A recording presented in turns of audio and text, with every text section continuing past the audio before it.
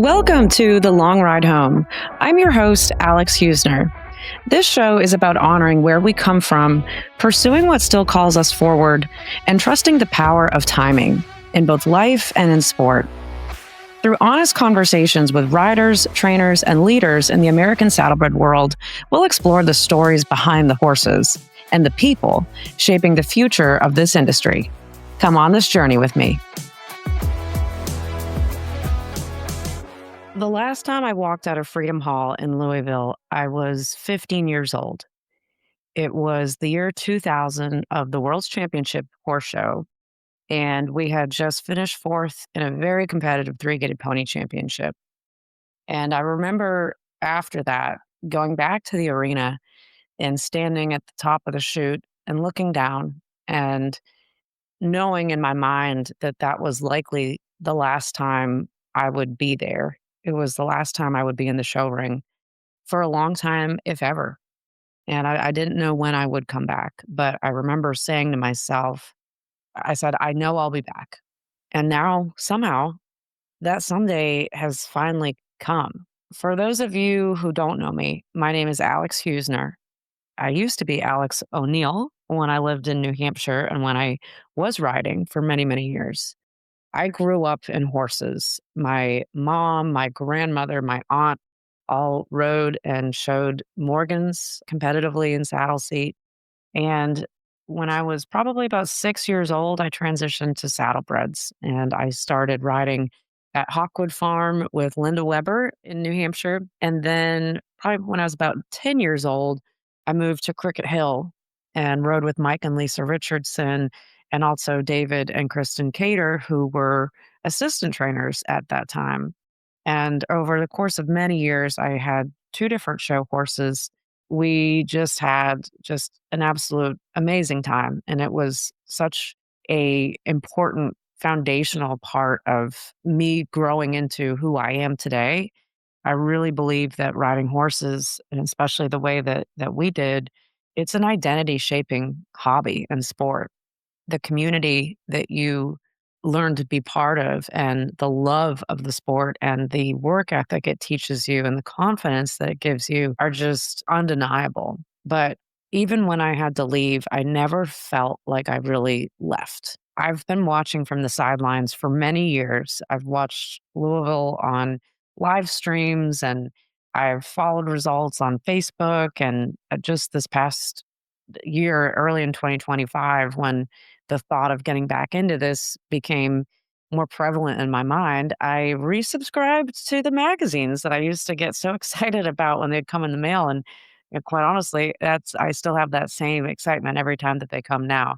It was amazing to me as I started flipping through them, seeing so many familiar faces, both of the trainers that were around back 26 years ago and are still in it, but then also the riders that I used to compete against that when we were junior exhibitors, that they're my age now and they're amateurs and they've stayed in it the entire time.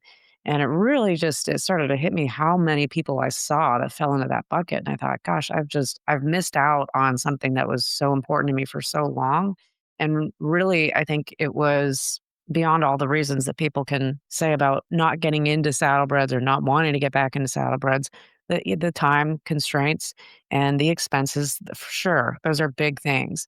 But I really think I was blocked not just by logistics, I was blocked by my own thinking. And later in 2025, something really shifted that it hit me in this year that this was the time to come back. And I don't know how to describe it except for the fact that it just all of a sudden, the things that I thought could be logistically keeping me back, I figured out a way around them. It was Thanksgiving night, actually, and I was watching some videos and I said, you know what, I'm going to figure out like, is this possible logistically? And then I'll deal with the emotional side of it after. But let's figure out like, are there barns that I could ride at that are in a semi reasonable amount of distance?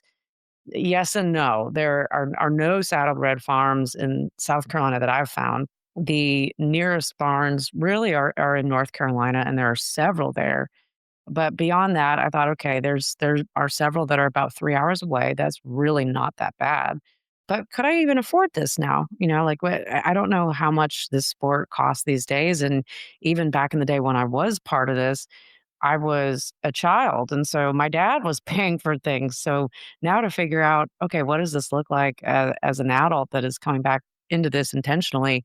How do I prepare for what these expenses are? And so I went to ChatGPT and I built a budget and built a plan. And all of a sudden, it started becoming more of a reality in my mind of, okay, I need to start reaching out. I need to start talking to some barns and looking at horses and figuring out where do I fit here and what makes sense to come back. And I really wanted to do this in a meaningful way. When you've left something for so long, you want to do it right. And you want to have alignment in the decisions you're making and the people and the horses and the process of what it's going to look like.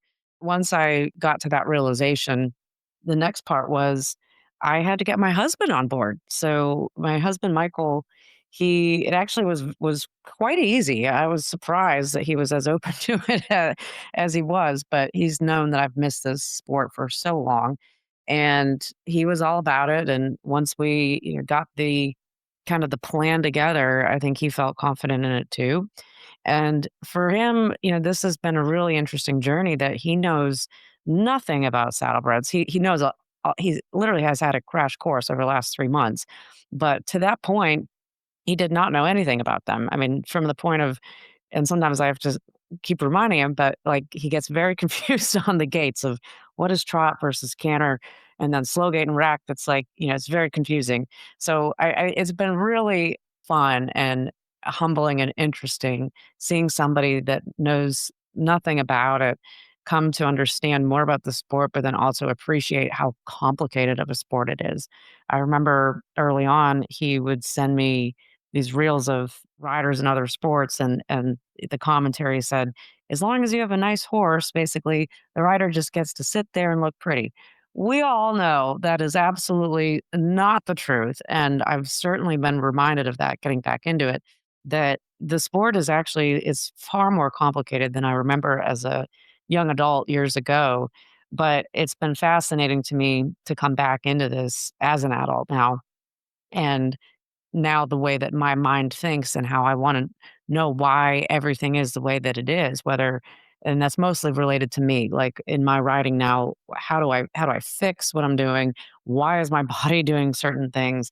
I'm constantly looking for solutions, and it's really been an interesting journey, and I can't imagine I'm the first person that has felt that way, but that's been a really cool part of this. When we decided, okay, we're moving forward here. We're going to do this. I had found a horse on Facebook, this video of this beautiful black horse that just looked like exactly what I had in mind for my return horse. And the horse was trained by Andrea Harry and Meraki Farm, who I did not have any knowledge of. But I know this is unconventional for an amateur to be going directly to a trainer that doesn't even have a barn yet. And so when I reached out to her, I acknowledged that. I said, I'm interested in this horse, but I'm also interested in learning about you and your farm because I don't have anywhere to take it. I'm trying to get back into the sport, but I really think this horse could be the one.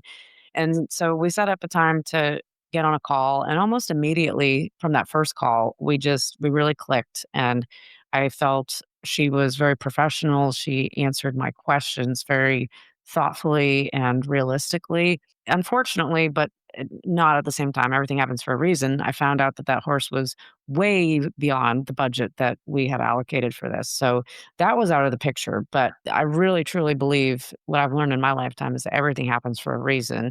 And I saw that video of that horse so that I would meet Andrea and meet her farm and find the right home for where I was going to end up. So we still went up and we saw the barn and met her and got to see a few other horses that she had for sale. There was one option there that could have been a good horse for me, but coming back into this, it's like, there's so many decisions that I'm making right now.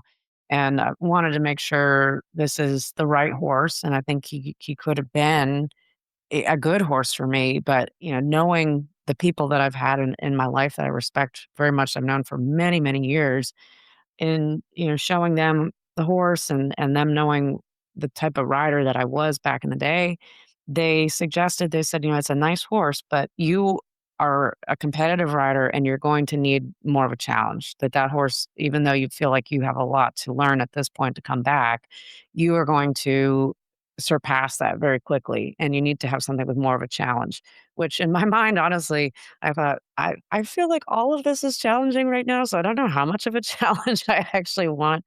But, lo and behold, again, everything happens for the right reason, and they were right. So we started looking. I had Andrea look at some other options, and we ended up finding a spectacular young colt five-gaited prospect at Northern Kiss Farms, and we went up and saw, Bert and Miriam, and, funny story back in the day, Miriam Hershon, she's from New England, where I'm from, and we used to ride in a couple different classes, together, and it's amazing to see how full circle all of this comes. We found this horse whose name is Son of a Kiss, and he was great. He has a ton of potential and is just brilliant and charismatic and has a beautiful head and neck and natural motion and just a great attitude. And I think the icing on the cake really was he is a full brother to world's champion Johnny Boy, who, if you are in the industry now, you might remember Andrea won at Louisville with him a few years ago in the junior five-gaited class.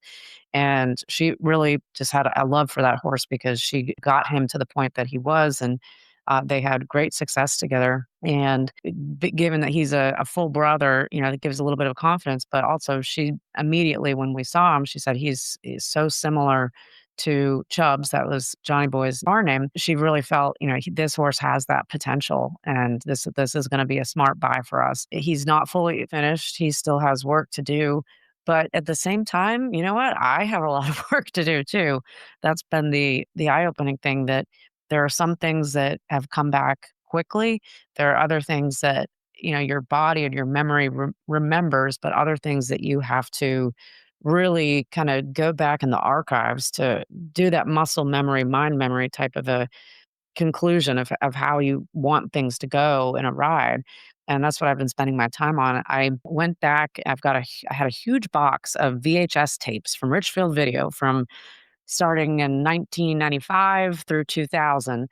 And I sent them all away to be digitized. And I've just been studying those videos of every show, and just, it's been so helpful. And gosh, what a trip down memory lane to get to see those rides and those times of my life that were so important. And, now comparing it to the videos that we're able to take on iPhones, which didn't exist back then, but I know I still have a long ways to go, but I'm really happy with where we're at this point. That was a good connection there. And the funny thing was, when I was in college, actually, I was trying to find a way back into horses, and I did a similar thing, that I researched barns near where I went to school in Radford, Virginia, and I found Smith Lilly, who I'd always known Mercer Springs and competed against his riders for many years, and that was about an hour away from Radford. And I went and I started taking lessons, and I thought, my dad's coming down for parents' weekend.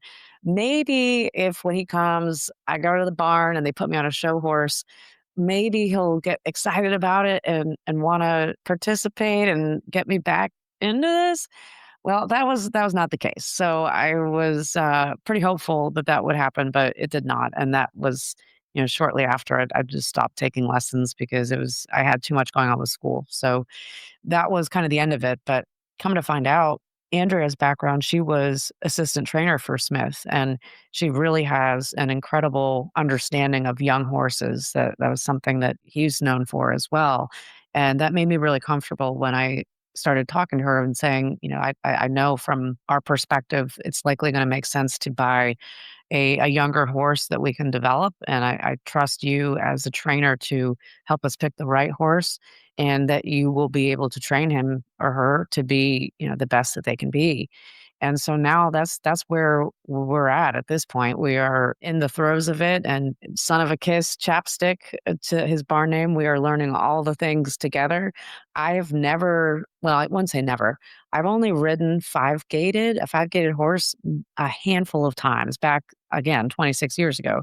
But there really weren't a lot of five-gaited horses at Cricket Hill. So that wasn't something that I ever was, really trained on. So not only am I relearning to ride, I'm relearning to ride in a totally different division than I'm used to on a young colt. So I think we've got all the challenges that could be possible coming into this, but honestly, I wouldn't have it any other way. There could have been options to go find a finished horse that already had a record, and I could just step right on and be confident and ride right into the ring starting in April this year. But that really wasn't what I was after here. I know I want to take time and come back thoughtfully. I want to be confident. I'm definitely not an advocate that you have to wait to be perfect. I think you have to take that leap of faith. At the same time, I know just coming back, only not even 3 months now, I don't need to be in a rush on this, and taking the importance of timing here is important for my longevity and staying in this. Beyond that story, I just wanted to also share a little bit about who I am now as Alex Husner versus Alex O'Neill and where this comes into play in relation to the podcast. So I live in Myrtle Beach, South Carolina with my husband, Michael, and our three Boston Terriers that are literally crazy. I've been in the vacation rental space here locally, but then also with a national company, and then now as my own consultancy and working with technology companies within the vacation rental hospitality space. So have been in that for quite a long time. And in 2021, I started a podcast with my podcast partner, Annie Holcomb, that is called Alex and Annie, the Real Women of Vacation Rentals. And we started that show because we felt that there's a lot of podcasts within the vacation rental, short term rental industry and real estate, a lot. But we felt that there was not one that was really telling the stories of the people behind these brands and these companies that have turned this into a multi-billion-dollar industry. And as kind of a comparison of what's going on in that industry, and I do think it mirrors what's going on in saddlebreds, that what I've seen is that once Airbnb really skyrocketed post COVID, the vacation rental industry basically became synonymous with Airbnb, that it's you're renting an Airbnb. And they've become the Kleenex of the industry. For the professionals that have been doing this for decades, because it's not a new thing, it became a very frustrating thing from a brand standpoint that the narrative was really being taken away from us. And so with the Alex and Annie podcast, we've brought on over 250 guests that span geographically all over the world, executives in the largest vacation rental companies to the up and coming vacation rental companies to the technology providers within the space. The goal has always been to bring them on to hear about what they've gone through in their journey of building these companies and these brands, and not just sharing the highlight reel, but what have been the hard parts, what have been the learning parts, what have been the aha moments. That's a key part of our show, is seeking to find the aha moment. And when I got back into the saddlebreds, my first thought was, I'm sure there's tons of saddlebred podcasts and YouTube videos and everything else out there. But I was completely surprised to find that that's not the case at all. There are no podcasts, and there are no YouTube channels. And if I'm wrong, please send them to me. But I can't find hardly any content about saddlebreds on the internet besides Facebook. There was one podcast from UPHA during COVID that was absolutely excellent, but it was a handful of episodes, and then I haven't seen anything else. Very, very minimal content that you can find online besides being on Facebook and seeing videos or TikTok or Instagram. To me, I think it's an opportunity to really share more about the industry that we all know and love. And there are incredible people that have been doing this for many years. There are also incredible people that are coming in as new to the industry, new trainers, new riders, new families. Looking at the tradition and the heritage and legacy is so important, but it's also important to honor the newer people that are coming in and where the future is coming here. And so I felt that a similar sentiment to what we felt building the Alex and Annie podcast. And if nothing else, this is going to be a way for me to reflect on my journey and my learnings. But the goal is that I want to have really meaningful conversations and honest conversations with the people that have shaped and are shaping the future of the American Saddlebreds. One thing that has been very clear to me, that the industry is at a point where there is a threat to the future, that there's not new blood coming in. There are not a lot of new riders and families coming in, and we need more interest and visibility for this sport. And I certainly don't think that I can solve all of that, but I do know that with my experience, I can help tell the story. And I hope, if nothing else, that I can tell the story from my perspective, and anybody who has been sitting on the sidelines like I did for so many years will hear this and feel inspired to reach out to a barn that's nearby, or if they have to drive to find one like I did, but that they remember how much this meant to them. And, in the right timing and season of their lives, they can get back into it. On the same token, there are a lot of people that are part of my ecosystem that know nothing about saddlebreds, but they love horses. And I hope that these people hear this show and they find interest in it. And if they have children, they seek out barns in their areas for their kids to take lessons. Because, as I mentioned earlier, I really truly believe that it is such an identity shaping sport, and it's so much more than a hobby, that is a wonderful thing for children to be part of. And I credit so much of my success in life from what I learned in riding and through the people and the trainers that I rode with. This podcast is not just about my return, it's about the industry, and it's about the honest conversations that we can have, and honoring where we come from and how we build forward. Episode 2 is going to be a conversation with my trainer, Andrea, about her journey, her program, and what it means to run an all women training barn in today's saddlebred world. Super impressive. But this platform isn't just about the people I already know. If you are a rider, trainer, breeder, parent, or returning amateur, and you have a story worth sharing, I want to hear from you. I would love to have you come on the show, because this sport shaped me, and I know it shaped you too. When I stood in the chute at Louisville at 15, I had no idea how or when I'd come back.